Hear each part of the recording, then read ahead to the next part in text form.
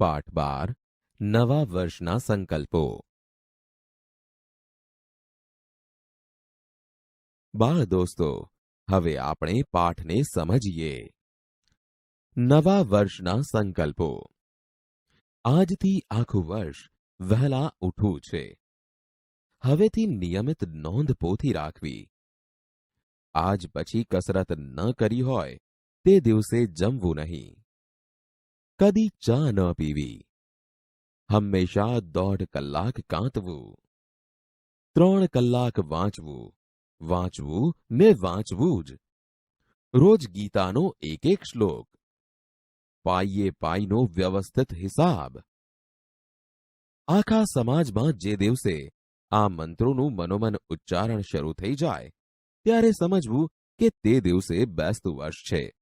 જેમ શરદ પૂનમની ચાંદનીનું વાતાવરણ કવિઓને ગાંડા બનાવે છે, તેમ બેસતા વર્ષના દિવસની હવા પણ સામાન્ય જનોના મનમાં કંઈક નવો ચમકારો લાવી દે છે. આપણને એકદમ બુદ્ધ, મહાવીર, વિવેકાનંદ કે નેપોલિયન થવાની હોશ થઈ આવે છે. જીવનના વર્ષો એમ નિરર્થક સરી જતા લાગે છે અને એકદમ કંઈ કરી નાખવું, કંઈક તો કરી જ નાખવું એમ થઈ આવે છે. દિવાળીનો ઉત્સાહ ઘણાને માટે વીર રસમાં પલટાઈ જાય છે. એમની આંખમાં ચમક આવે છે અને કોઈ ધન્ય પળે એ આત્મસુધારણા માટે સંકલ્પ કરી નાખે છે. આજથી રોજ આ કરવું, હવેથી કદી આ ન કરવું. પણ આ સંકલ્પોની મજા જ એ છે કે એ કરતા જેટલી મજા આવે એટલી પાળતા નથી આવતી. દાખલા તરીકે, મને જ એક બેસતા વર્ષે કોઈએ સલાહ આપી કે મારે આત્મસુધારણા માટે કંઈ ઉચ્ચ સંકલ્પ કરવો. વહેલા વહેલા ઉઠવાનું ઠરાવીને જો હું રોજ 7ને બદલે 5 વાગે ઉઠું તો વર્ષે મારા 720 કલાક બચે ને 50 વર્ષ ઉઠવાનું બચે ને 50 વર્ષની જિંદગીમાં 36,000 કલાક બચે. એટલે રોજ ફક્ત 2 કલાક વહેલા ઉઠવાથી મારી જિંદગીમાં લગભગ 4 વર્ષ જેટલો મબલખ વધારો થાય. આ વિચારથી ભોળવાઈને મેં તો સંકલ્પ કરી નાખ્યો કે બસ કોઈ દિવસ પરોઢના 5થી મોડા ઉઠવું નહીં. બેસતા વર્ષને દિવસે તો જાણે 5 વાગે ઉઠાયું, પણ એ દિવસના થાકને લીધે બીજની સવારે તો 7:30 જ ઉઠ્યો. પછી પાંચમ સુધી તો જાણે દિવાળી જ કહેવાય, એટલે મોડા ઉઠવામાં વાંધો નહીં. છઠને દિવસે 5 વાગે જ ઉઠવું હતું, પણ બન્યું એવું કે બીજે દિવસે 5 વાગે ઉઠવાનું છે એ વિચારથી પાંચમની રાત્રે મને એટલી બધી ચિંતા થઈ કે રાતના 1:30 વાગ્યા સુધી ઊંઘ જ ન આવી. આથી છઠની સવારે પણ 8 વાગે ઉઠાયું. છતાં 7મે દિવસે તો સંકલ્પ તાજો કરીને એલાર્મ ગોઠવ્યું ખરું, પણ બીજે દિવસે 8:30 જ ખબર પડી કે કાંટો ખોટો ગોઠવાયો. પછીને દિવસે એલાર્મ ગોઠવતા ધ્યાન રાખ્યું તો વળી ઘડિયાળ બગડી ગયું અને વહેલા ન ઉઠાયું. કાર્તિકી પૂર્ણિમા સુધી ઘડિયાળનું સમારકામ ચાલ્યું. વધ પડવાની રાત્રે ગોઠવ્યું, પણ ચાવી આપવાનું ભૂલી જવાથી રાત્રે 2:30 વાગ્યે ઘડિયાળ જ બંધ પડી ગયું. આમ અનેક મુશ્કેલીઓ વટાવતા વટાવતા વદ સાતમે 5 વાગે બરાબર એલાર્મ વાગ્યો. એટલે 5:30 ઉઠ્યો તો ખરો, પણ પછી વિચાર આવ્યો કે ઉઠ્યા પછી 10 મિનિટ રહીને સૂઈ જવામાં વાંધો નહીં. એમ કરવાથી કંઈ સંકલ્પનો ભંગ થતો નથી. 5 વાગે ઉઠીને પાછા સૂઈ જઈએ તો 5 વાગે ઉઠ્યા તો કહેવાય જ ને. થોડા દિવસ આ પ્રમાણે કર્યા પછી એકવાર સવારે 5 વાગે સૂતા સૂતા જ વિચાર આવ્યો કે હે જીવ, આટલી બધી ઉપાધિ શાને? 4 વર્ષ વધુ જીવવાને માટે જ ને. જીવનનો એવો મોહ શો? સંતો મહાત્માઓ તો જીવનની માયા મૂકવાનું કહી ગયા છે, ત્યારે હું તો વહેલો ઉઠીને એ માયા વધારી રહ્યો છું. આવો મોહ શું કામ રાખવો? મારી આત્મસુધારણા તો આમ ફિલસૂફીને પંથે ચડી ગઈ. એટલે પેલો વહેલા ઉઠવાનો સંકલ્પ પણ શબ્દ રચના હરીફાઈના અડધા ભરાયેલા વ્યૂહ જેવો એમને એમ પડી રહ્યો. બેસતા વર્ષને દિવસે ઉત્સાહમાં આવી જઈને કરેલા મોટા ભાગના સંકલ્પોની આ જ ગતિ થાય છે. એક જણે દિવાળીની રાતથી જ ચા છોડી દીધેલી. એમનો સંકલ્પ જીવેલો પણ ખરો. 1 અઠવાડિયું, 2 અઠવાડિયા, 3 અઠવાડિયા એમણે ચા ન પીધી તે ન જ પીધી. માતાનો પ્રેમ, પિતાની આજ્ઞા, ભગિનીના આંસુ, પત્નીની ધમકી, મિત્રોની મશ્કરી, ચાની જાહેર ખબરો કોઈ એમને ચડાવી ન શક્યું. એમના એ સંયમનો મહિમા દિશા દિશામાં ગાજી રહ્યો. છેક સ્વર્ગમાં પણ એના તરંગ પહોંચ્યા ને ઇન્દ્રનું આસન પણ ડોલી ઉઠ્યું. પરંતુ થોડાક અઠવાડિયા પછી જ્યારે એ ભાઈ કોક માંદગીની માયામાં લપટાયા તે વખતે એમને થોડા ઉપવાસ કરવા પડ્યા. અને ત્યારે એક ધન્ય ક્ષણે એમને જ્ઞાન થયું કે ચા પીવાથી ઉપવાસમાં રાહત રહે છે. એટલે એમણે હળવે રહીને ચા પીવા માંડી. એ પછી તો 2-4 મહિને માંદગી ગઈ તોય ચા તો રહી જ પડી. અને હવે તો એ સાજા થઈ ગયા પછી પણ રોજના 7 પ્યાલા ચા પીએ છે. આમ એમની માંદગીને બહાને એમનો સંકલ્પ સ્વર્ગે સિધાવ્યો અને ફરી કદી એણે પુનર્જન્મ ન લીધો. ચા છોડવા જેવો જ બીજો એક લોકપ્રિય સંકલ્પ છે સિગારેટ છોડવાનો. ઘણું ખરું અરસિક પત્નીઓના અને દુષ્ટ ડોક્ટરોના આગ્રહથી જ આ સંકલ્પ કરવો પડે છે. પણ અમરપટો તો ભાઈ કોણ લખાવીને લાવ્યો છે? સિગારેટના ધુમાડાની જેમ આવા સંકલ્પને પણ વેરાઈ જતા વાર નથી લાગતી. કેટલાકને વળી દરેક કામમાં નિયમિત થઈ જવાની ધૂન વળગે છે.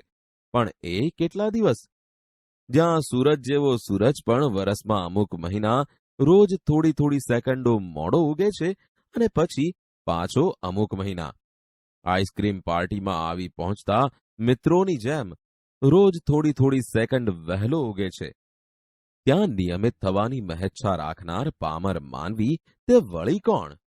હા, કેટલાક મહાપુરુષો નિયમિત બની શક્યા છે ખરા, પણ એ લોકો નિયમિત છે એટલે મહાપુરુષ નથી થયા, પણ મહાપુરુષ છે એટલે નિયમિત થઈ શક્યા છે. એક સંબંધીએ નવા વર્ષને દિવસે ક્રોધને જીતવાનો સંકલ્પ કરેલો. આમ તો એ વાતમાં ચીડાય ને પાન ખરતા પીડાય એવા સ્વભાવના હતા. પણ બેસતા વર્ષને બીજે દિવસે સવારે તો આ સંકલ્પના સંતોષમાં મલકાતા મુખે એમણે પત્નીને બૂમ મારી, "અરે સાંભળે છે કે?" શું છે? "હવે અહીં આવતો ખરી." પણ શું છે? લ્યો કહો, શું કામ છે? જો, ગઈકાલથી મેં નક્કી કર્યું છે કે કદી કોઈના શબ્દોથી અકળાવું નહીં. હોય દુનિયા છે. ઠીક. તને મારો આ સંકલ્પ ન ગમ્યો? ગમ્યો, પણ પાળો ત્યારે ખરા. શું કહ્યું? પાળો ત્યારે ખરા એટલે? શું મારામાં એટલો નિયમ પાળવાની પણ તાકાત નથી?